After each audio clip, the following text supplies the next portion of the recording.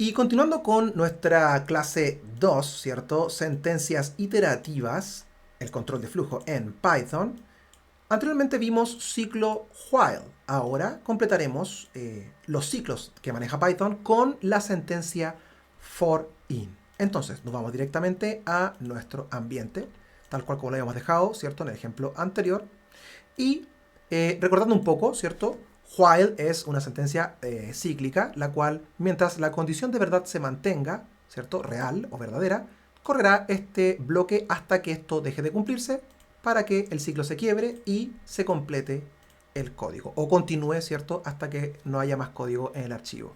Ahora, nosotros utilizamos while siempre y cuando queremos manejar una condición. O sea, que nuestro código corra eternamente hasta que esta condición deje de ser real. Pero ¿qué pasa si en vez de correr un ciclo eternamente hasta que algo deje de funcionar o algo deje de ser verdadero, quisiéramos no correr eterno, sino recorrer una cierta cantidad, un rango de números? Si quisiéramos trabajar una colección y recorrerla, por ejemplo, si tuviésemos una colección de números y quisiéramos recorrerlos hasta que esa colección se acabe. Entonces, esto se puede hacer también con while, pero hay una sentencia que es mucho más adecuada, mucho más cómoda y trabajada justamente para recorrer colecciones, que es nada más ni nada menos que la sentencia o el ciclo for. Entonces escribimos for y for nos dice, danos una variable, ¿cierto? Y esta variable, vamos a ponerle var en este momento, por ejemplo. Esta variable var va a recorrer dentro, ¿cierto? En inglés dentro de una colección de justamente variables. Y lo que recorre esa variable dentro de esa colección, este ciclo se va a repetir cuantas veces haya, ¿cierto? Objetos dentro de esta colección, el largo de esta colección. Si tengo 10 objetos, en mi ciclo recorrerá 10 veces. Si tengo 20 objetos, mi ciclo recorrerá 20 veces y así. Entonces, un ejemplo muy sencillo para poder entender esto sería crear una variable que se llame números, ¿cierto? Y a esta variable le vamos a agregar una lista.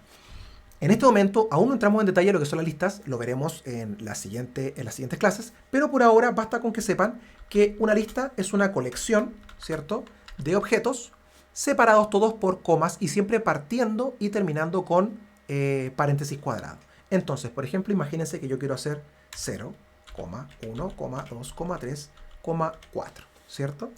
Entonces, esto que estoy yo creando aquí es una lista de números, ¿cierto? Que la estamos guardando en esta variable que se llama números. Entonces, yo quiero decirle que por cada, ¿cierto?, número, ¿cierto? Como les decía anteriormente, el nombre de variable es arbitrario, tú lo eliges y por supuesto en programación siempre es bueno crear nombres de variables que sean adecuadas a lo que estamos haciendo.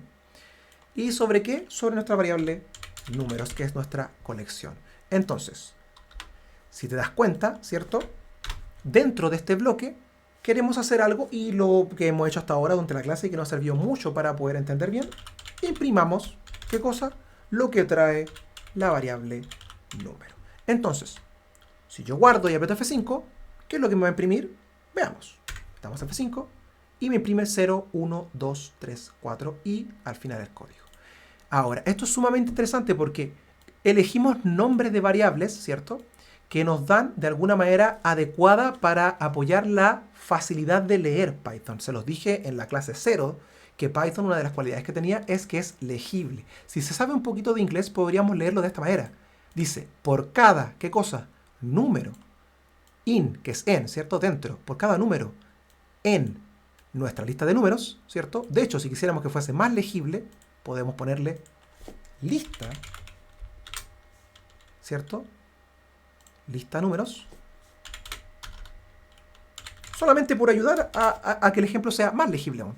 Entonces, si decimos para cada número dentro de la lista de números, ¿qué cosa? Imprímeme el número. Por lo tanto, si aprieto Control S y F5, me corre sin ningún problema. Esta es una capacidad y una cualidad tremenda que maneja Python para poder trabajar for. For es una sentencia cíclica que manejan otros lenguajes también. No es algo exclusivo de Python, pero Python tiene la cualidad que puede mezclar tipos de datos incluso trabajarlo con diferentes colecciones, y cuando trabajemos con diccionario lo vamos a ver el gran poder que maneja Python en ese sentido. Pero por ahora basta con ver que lo legible se hace, pero sencillísimo para entender, como lo vemos aquí, ¿cierto? Fácilmente podemos entender este código sin siquiera incluso saber tanta informática. Basta con leerlo, ¿cierto? Por cada número en la lista de números, ¿cierto? Imprímeme ese número. Y por lo tanto, cuando entre en él, ¿cierto? En el primer ciclo, siempre va a partir desde el primer objeto, ¿cierto? Ordenado de nuestra colección y terminará con el último de ella. Entonces, ¿qué pasa si yo quisiera hacer un ejemplo con otra colección? Aunque no lo crean, conocen ustedes otra colección que hemos visto bastante en este curso. Los strings, justamente. Una palabra, ¿cierto? Y la palabra se va a llamar, por ejemplo, digamos que la palabra es una palabra larga. Gato podría ser perro. Digamos que la palabra en este momento va a ser ciudad, ya, para que sea una palabra un poco más larga. Gato muy corto, ya. Entonces, palabra va a ser ciudad. Y para seguir demostrando que las variables son arbitrarias, que ustedes las pueden elegir, vamos a poner letra, ¿cierto? Y ahora, en vez de recorrer, ¿cierto?, la lista de números, vamos a recorrer nuestra variable palabra, ¿cierto? Por lo tanto, ahora, si yo escribo, ¿cierto?, me indica que dentro de este ciclo, por cada letra en la palabra, ¿cierto?, imprímeme esa letra. Entonces, guardemos y apretamos F5, charán, y justamente nos imprime cada letra de esta colección. Porque los strings, y como lo hemos repetido desde un inicio, son cadenas de caracteres, colecciones de caracteres, y son ordenadas justamente de izquierda a derecha. Por lo tanto, cada vez que letra entra dentro de palabra, toma el objeto siguiente que continúa dentro de este orden, partiendo desde el primero y terminando con el último. Por lo tanto, como ciudad, ¿cierto?, tiene un largo de 2, 4, 6 caracteres, se me repetirá el ciclo solamente 6 veces imprimiendo cada letra.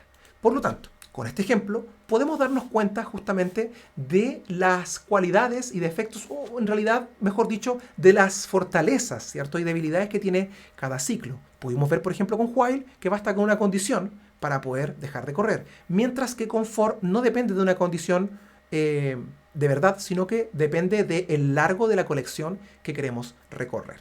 Un ejemplo muy sencillo de poder entender cuál usaríamos en qué caso. Por ejemplo, si estuviéramos desarrollando un juego y queremos que este juego corra hasta que el usuario apriete el botón escape o salida, ¿qué ciclo usarían ustedes? Claramente, el ciclo más adecuado para poder usar esa funcionalidad sería el ciclo while. ¿Por qué? Porque justamente la condición diría, mientras que no apriete el botón escape, corre. Hasta que apriete el botón escape, por lo tanto, cierra el ciclo. Pero con for, por ejemplo, podríamos dar un ejemplo interesante.